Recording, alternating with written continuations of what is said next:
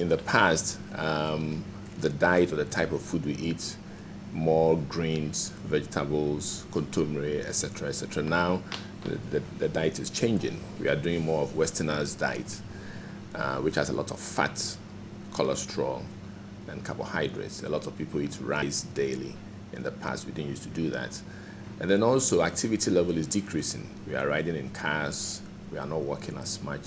So with this, overall, the population size is increasing, and it's been associated with an increasing risk of diabetes over time. So it's occurred in the Western world and as well as in Ghana. Estimates will range about 6% or so, or 6.2% of the population in Ghana would also have diabetes as of now. I see. Doc, before I come to Mavis, let's draw more on this. So I know that the theme for this year has something to do with the early prevention or detection of the disease for type 2. So obviously I assume there's a type 1. Can you break it down, take us to the basics? What is type 1 diabetes, type 2 diabetes, so that at least we get an appreciation of this disease very well? So there are two main types of diabetes, type 1 and type 2. Type 2 is the commonest. Type 1 diabetes usually occurs in younger people. This occurs when the body does not make insulin at all. There's complete lack of insulin. It affects about 5 to 10% of the population. It tends to occur in younger people from age 0 all the way to about age 30 plus or minus. The time varies, the age limit varies because you could get it later on in life, but it's more common in these early ages. And the presentation, they tend to present more with ketoacidosis or diabetic coma. But you could also catch them a little bit earlier before going to coma. Type 2 is a majority, 90-95% of the population. It occurs in older people, typically above age 40. It tends to affect obese people, people with family histories. So the increase in diabetes that we're talking about occurs mainly in type 2 diabetics because of lack of exercise, overweight, bad food. And they present with the typical symptoms of urinating a lot, drinking lots of water, losing weight. But there is a significant amount of people in type 2 who are asymptomatic, or they do not present with any symptoms, but they have high blood pressure, high blood sugar. Okay. And those also increase the risk of complications. So with the theme, when they're talking about focusing our eyes on diabetes, one would be how can you diagnose these people who have diabetes but are not presenting with symptoms and they are asymptomatic. But over time, the high sugar would destroy some of their tissues and cause complications. But we need to also look at those. I see. We'll come back and look at the complications as we go in the discussion. Maybe let me introduce you into the conversation. So we've been told that about 70% of type 2 diabetes can actually be prevented or delayed if people adopt very healthy lifestyle, including nutrition. You are a registered nutrition. You can talk to this issue. What exactly should we eat or should we not eat if we are indeed conscious of diabetes? As our physician here has pointed out, we need to go back a step because, as he's pointed out, diet is playing a huge role, as well as lack of physical activity. But at the same time, too, is the fact that the society is changing in its in terms of how we are dealing with our lives. So, for example, back in the day, we used to be able to have our meals, however heavy it is, and then go to the farm and work for 6 or 8 hours, and then we maybe would walk back and then consume an evening meal, and then which will go to bed. But what we're finding more and more now is that individuals are consuming the same portions of food. In other words, portion control is an issue. Yet maybe they'll go into their trotro or they'll get into their car, and then they will drive whatever the distance is to their work, maybe get out for a few minutes or so, and then all of a sudden go sit down. And when they sit down for long periods of time. So the amount of energy consumed compared to their level of physical activity is definitely, there's a huge gap in there. So when we talk about food, we're not just talking about, as Dr. Yeboah mentioned, that it's about the Western diet. It's also within the local diet, your banku, your fufu, your kenke, all these foods, we are eating them in the quantities that we expect to do huge, tremendous amounts of physical activity. But yet that is not what is happening. Somebody will sit down and eat 2 or 3 bowls of kenke in the morning, and then go sit down for the rest of the day and all the activity they're doing is more or less we call it finger work. Right. And then lunchtime will come, they'll get up for maybe 2 or 5 minutes and then do the same amount of consumption again. And then the same thing happens. We have late night eaters where, because of late working hours, they'll come in at 8 p.m., consume huge amounts of food, and then promptly go to bed. So maybe if I get you right, it's now about the quantities, not the content of what it is you're eating. That's one. So Okay. the portions plays a role. Then as well, it's the quality of the foods that we're getting. Most people are focusing on your carbohydrates, your simple carbohydrates, as Dr. Yeboah mentioned, in terms of the rice. Or they're also focusing on there's lack of fruits and vegetables within the diet. Somebody will sit there and eat the kinke and remember the protein, the fish. Yeah. But they forget about the tomatoes and the onions that should be going with that meal. Or somebody will sit down and eat their rice, and they'll forget that, oh, I'm supposed to add a salad to that rice. So the quality of the meals is going less and less. The meals are not balanced, first of all, which is key, because in order for you to look at the health aspect of it, you need to have an increase in fiber. So in other words, where somebody will sit down and eat maybe 10 or 20, let's say 15 pieces of banana as a snack. Yes. And they'll say, oh, I've had my fruit for the day. But already right there, that's too much. So that's the portion. So they may get the fruit aspect, but they may overeat it. Okay. Then they'll have somebody where for weeks on end, they haven't had a single vegetable. Or if they've had the vegetable has been overprocessed or overcooked. So in the case of our contumely. Because, because back in the day, every stew mostly it's there's funny. tomatoes, Everybody says pepper. stew. Yes, but Back in the day, it used to be abomu. Now everything is stew. We fry everything from our carbohydrates to our, even when it is a vegetable, we fry it. So we lose a lot of the vital nutrients in terms of vitamin C, and the contents is lost. We now take in more calories in the form of oils, which along the line, as one of the risk factors, leads to high cholesterol, or we take in excess sodium.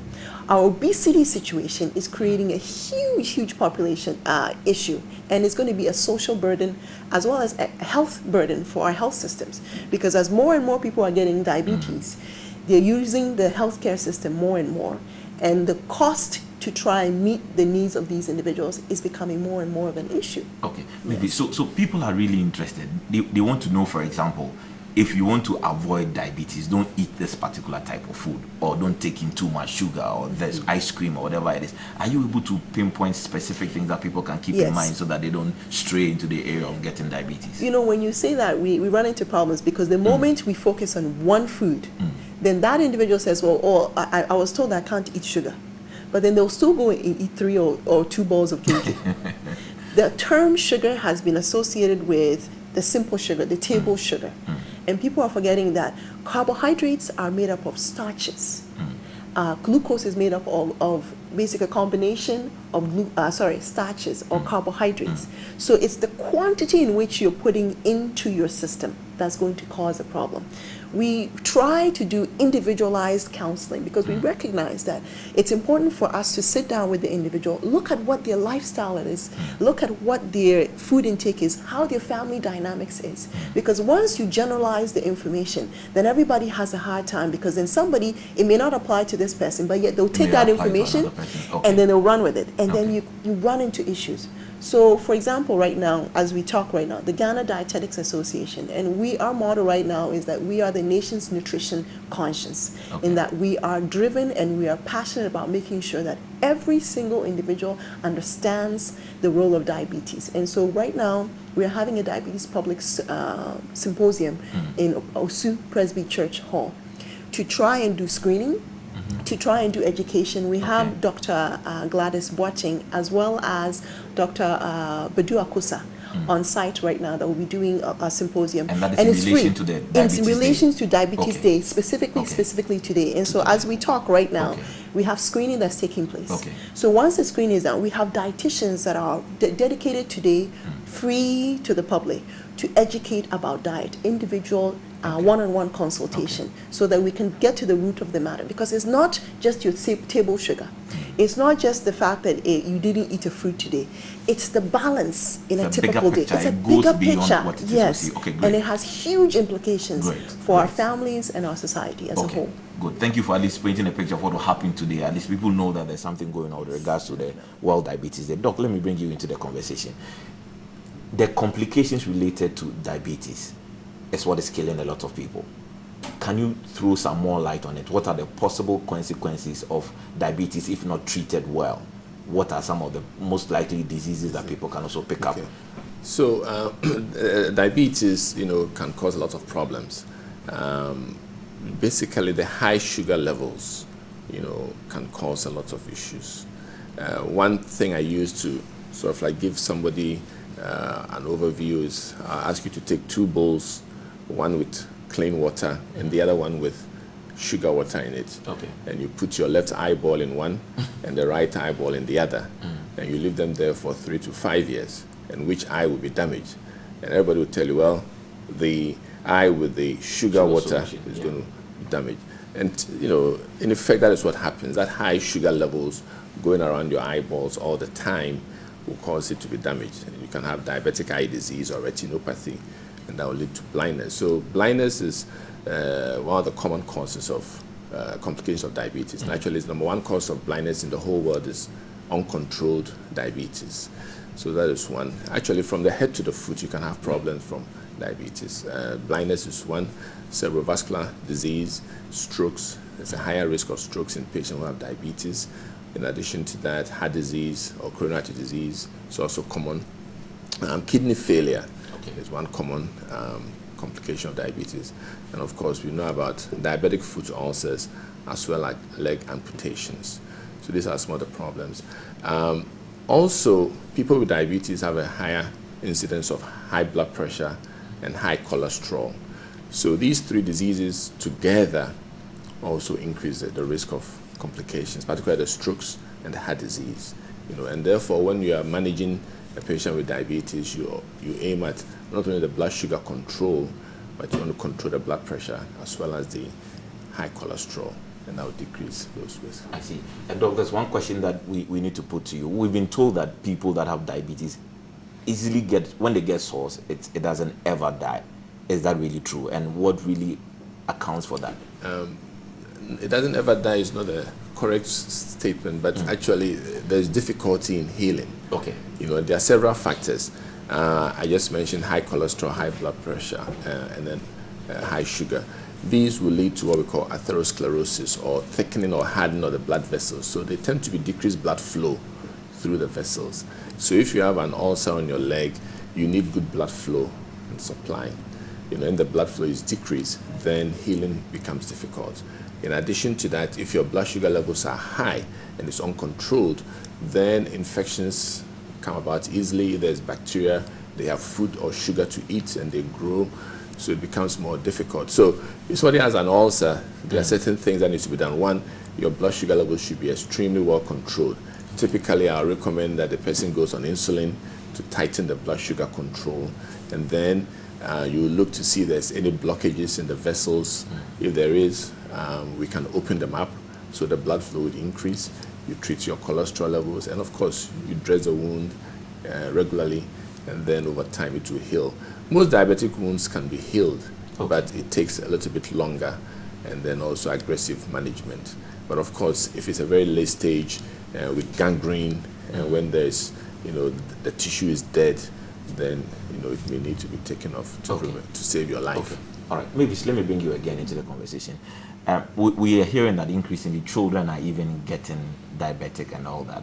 How is that possible, and what are the factors that promote children at a very early age catching diabetes? As the doc pointed out, back in the day, diabetes was something that would happen later on in the stages of life. But as our diet has become more higher in simple sugars, excess intake of the fizzy drinks and pops and so forth, and the more of our children are taking in those foods, they're getting, first of all, increasing in weight. So obesity is becoming an issue in the younger generation. With that means that you're putting more pressure on your organs and your vital organs. And in that case, we're talking about your pancreas. So now we're getting young juvenile onset diabetes, which is basically diabetes within the age category of 14 all the way to 18, or even in the early teens that we weren't seeing so much of, but now it's becoming more and more prevalent because our kids will eat their normal meals, and then with them their biscuits and their cookies, and then the excess intake of these excessive calorie intake in the form of drinks that is putting more and more pressure. So those are some of the factors. The other factor is the fact that we keep bringing in is the lack of physical activity. Most kids now, if you check their thumbs, they're able to do this very, very well. On the phone. The phones, everything moves. Yeah. I mean, if you check the strength of people's thumbs back in the day compared to now, I think it's grown. It's grown quite significantly. But what is sad is that our kids are not going out. They're not getting the physical activity they need to offset all those intakes of calories that they're taking in. So now you're seeing more of these younger kids getting into that situation. So if there was a family history of diabetes, now those individuals are getting more prone to get it at an earlier age. So it is a concern because now you have the middle age getting it, and now a higher preset of younger kids also picking it up as well. And then another one is the gestational diabetes aspect. So these are our expectant mothers who are coming in. They're looking out for their young fetuses and so forth. But I mean, the typical colloquial way of saying is, oh, eat more because you're carrying another person. Right. So some of these individuals take that to heart. And so if it's banku, they eating for two and sometimes 3 or 4. Depending when you see some of the size. The drinks are going in, the sugary biscuits and so forth. After we had a meal, they'll be snacking, constant snacking. So your system never actually gets a chance to breathe. So now we're finding that gestational diabetes within pregnancy is becoming more and more. I mean, within the consulting rooms, I'm sure our dietitians will tell you, constantly being referred by our physicians, we need to counsel on diet. And most of the time it's the same thing. If it's local foods, it's in excess. If it's international foods, it's in excess. Most of the time, our mothers, pregnant mothers, the idea is you don't move. You just sit there. But that's actually the opposite. You're supposed to move. You need to be active for the health and well-being of that baby. So we're finding that more and more of the women who are pregnant, the gestational diabetes is becoming more rampant. I see. Yeah. Doc, let's talk about the screening. You know, the focus is on promoting people to go to screening centers where they can actually get to know whether or not they have diabetes, whether 1 or 2. What really goes into the screening process? Okay, so we look at 2 aspects. Actually, the topic for today is eyes on diabetes and looking at screening from 2 points of view. The first one is people who don't have diabetes, people who have diabetes but do not have symptoms. In other words, you have it but no symptoms, and therefore it takes a long time for you to be diagnosed or to get the symptoms. And by the time you are diagnosed, some damage has occurred already from the high sugar levels in your blood for some time. And Doc, just interestingly, is it because of the person's makeup? That's why some people are unable to show the signs and symptoms. Is it got to do with the person, or it's a general thing? Well, it's variable, but some people manifest symptoms very quickly, and some of them, the sugar might be high for some time, but may not have the usual symptoms, or they may have it, but they think it's normal. One typical symptom, or the typical symptoms of diabetes are one, tiredness, easily drinking lots of water, getting thirsty, urinating a lot, sometimes losing weight, having some wound which is not healing well.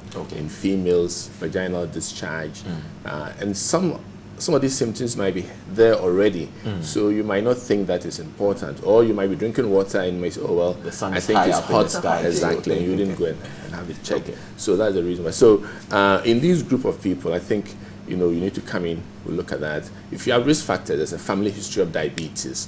I would say people after age 30 for adult onset would be reasonable. If you have high blood pressure, high cholesterol, if you are overweight, in all the situations, then when you come in, we can assess you, check your blood sugar levels, and then see if the levels are higher than usual. And we use various modalities, either fasting blood sugar, random sugar, or A1C levels, and all can help us to diagnose if you have diabetes or not.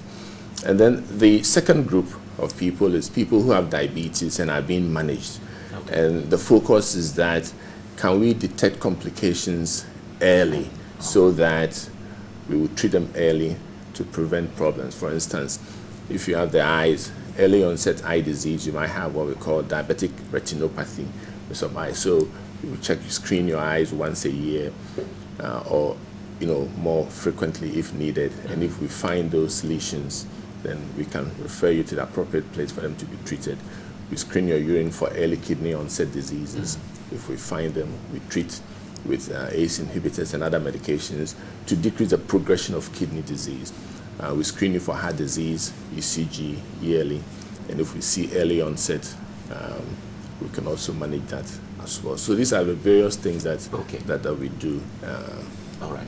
So let me come to you. I know that behavior change communication is always difficult, and you engage with a lot of people trying to encourage them to change their lifestyles and all that. How has the success rate been like? How are people, responding to the advice of a dietitian? Because I know typically someone would rather prefer to go to the doctor and get an injection or take a drug, but they come to you and you talk to them about how they can adapt or change their lifestyles that can help them live longer. How are people responding to that approach? I believe that knowledge is power, and within the consulting rooms, over and over again, once the person understands all these factors, their attitudes change. Most of the time, it's because of the lack of knowledge, the lack of understanding, that sometimes you see that, oh, this person doesn't seem to understand the seriousness of their disease state. But when we sit down with them, we explain, okay, so this is the disease, this is how your nutrition or your diet is impacting the effects of that disease or the complications. So like we said, that one-on-one is so key, because we get to understand their level of readiness for change. We use certain techniques as motivational interviewing, where we get that individual to understand that their wealth is their health, meaning that if you have health, then you have wealth. Because some people say, oh, I'm too busy. But then you said to them, you kind of bring it down to your level and say, okay, if you're too busy to eat healthy, do you realize that when you're sick, you won't have time to go to work? You're going to have to pay, your children and kids are going to be affected. You have to be able to connect all those dots for them. And most of the time, I would say that 99% of the time, most people do make changes, and they do have impact, because the beauty of diabetes is that when you make healthy changes and you're eating healthy, you see an automatic result in your blood sugars. Right? So it's not that, oh, it's one of those things where it takes years before they realize, oh, the impact. They can see the direct impact.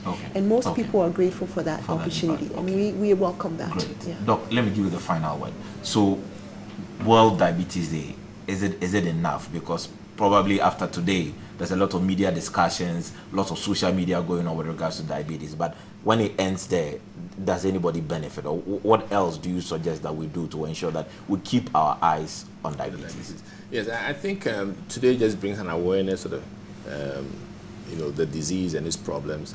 It's been said that we yearly, November 14th is always World Diabetic Day.